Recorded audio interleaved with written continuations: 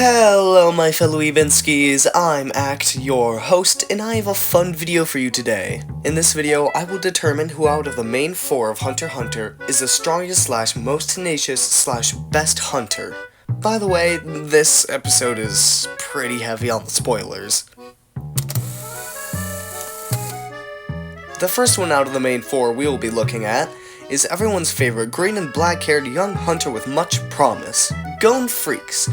Gon, ever since the beginning, has shown natural tendency for Nen, hunting and living in the wild, with extremely fine-tuned senses, like being able to tell the difference between the Kirikos and being able to taste the laxative that Tonpa put in the orange drink that he tried to get Gon, Leorio, and Kurapika to drink at the beginning of the Hunter exam. Later on in the Hunter exam, we see Gon using Zetsu, a Nen technique, in the forest when trying to hide from Hisoka during the 4th phase of the Hunter exam, and in the 5th phase, he shows true grit against his opponent, Hanzo, a cloud-hidden Jonin. That's a ninja, by the way.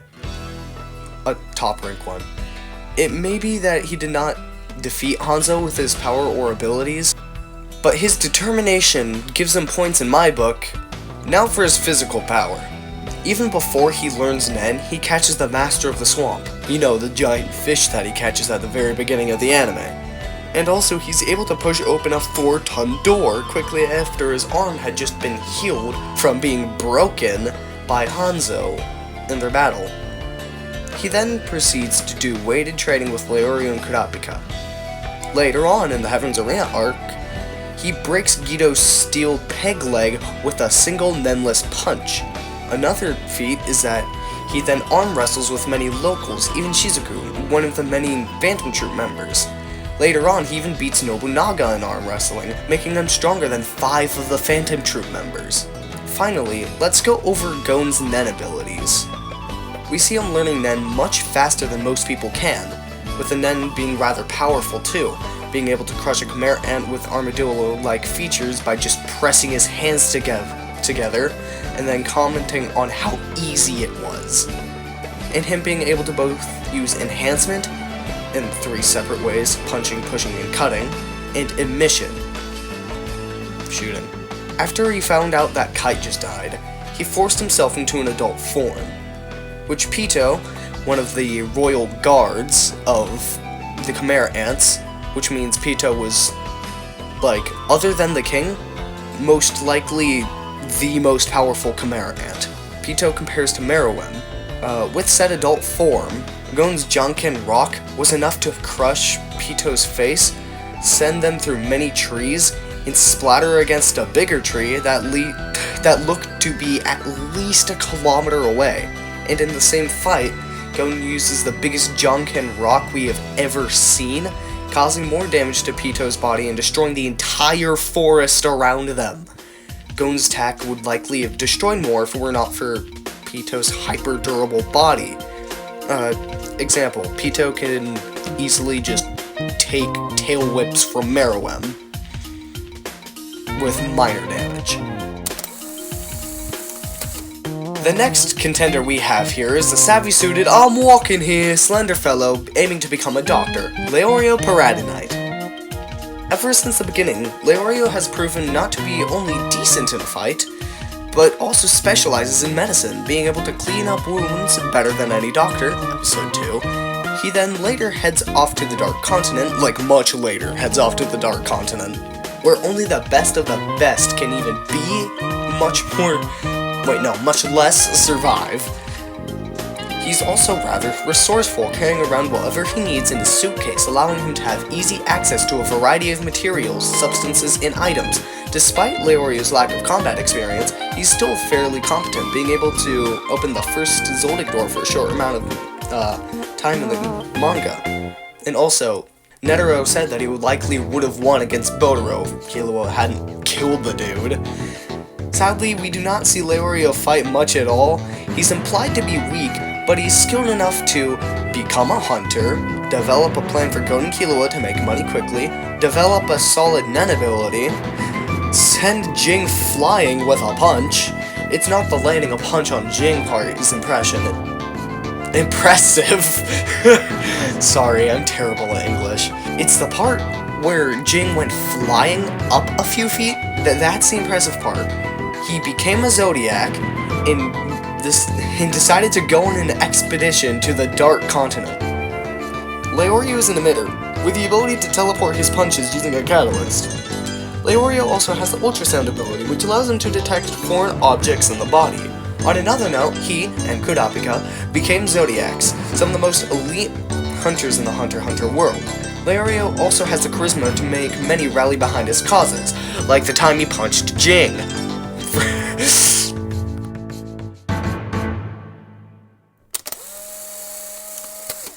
Our third hunter that we're gonna show is Kurapika of the Kurta clan. He has no official last name, so I'm just going to say the entirety Kurapika of the Kurta clan.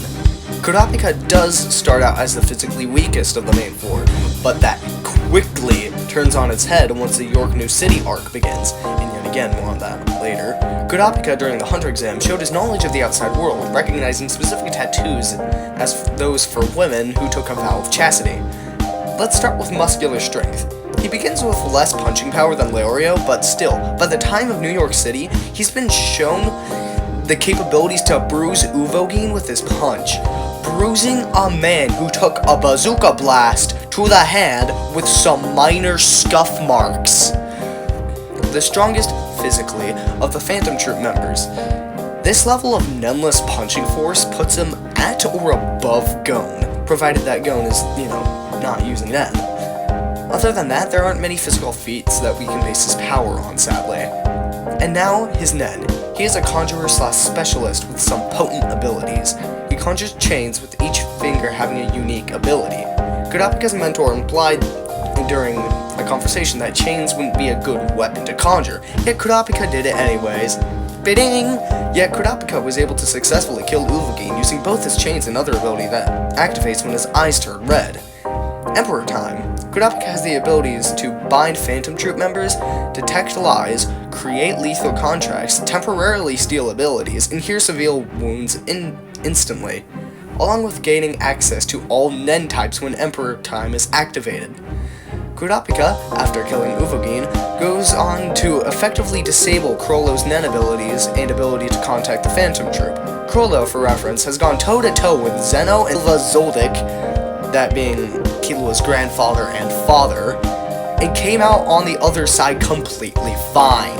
After that, I'm going to give you a list of Kurapika's accomplishments like I did for Leorio. Created a Nen ability that is tailor-made for taking down the Phantom Troop, killed Uvogin, outmaneuvered the Phantom Troop and pulled a fast one on Chrollo, became a Zodiac, started heading to the Dark Continent, became a successful Nen teacher on the way there.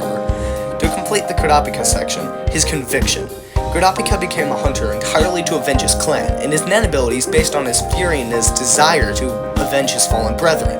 His every move is made to bring him closer to his goal, and yet he remains compassionate and a good person. While holding Wobble, you see his softer side, such an ugly name for a baby. Kurapika has one motive, and he stays on that motive without fail. He keeps his eyes on his prey like a true hunter.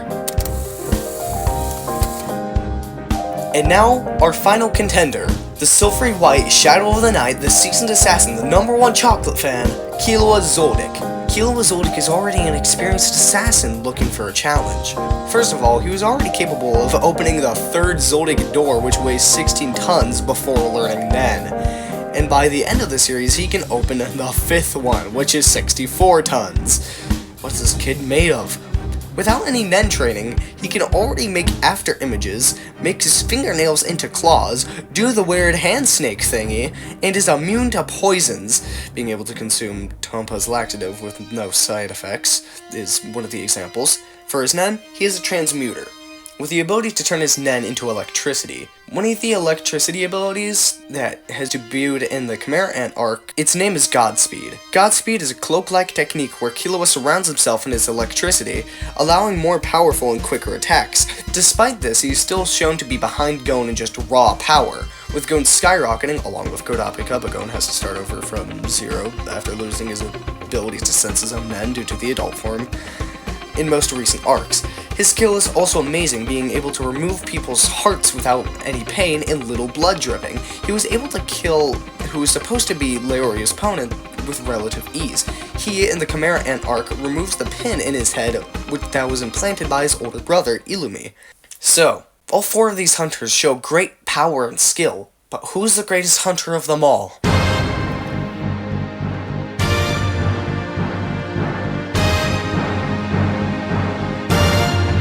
You know him, you love him, you just want him to be happy. Kurapika of the Kurta clan. Let me explain. Kurapika's impressive physical prowess, multifaceted Nen ability, and capability to obtain information and intelligently use it, along with his drive to get his job done, makes him the best hunter out of the main 4. Kurapika is a force that is truly difficult to avoid, and even more difficult to stop. Kurapika's unwavering focus makes him the best at hunting, which is the job of the hunter. He may not have the greatest speed or destruction feats, but he still has the skill, talent, and overall determination of a true Zodiac. He much deserves his title. He's earned it. Kurapika has won the gold medal. Gon and Killua tie for silver, and as much as I love Leorio, he gets bronze. Leorio is a very good hunter, by far above average, but out of these 4, he's lagging behind. But that's okay, cause his goal is to become a doctor. Anyways, thank you for watching. This video took forever to make. Have a lovely day, and stay groovy.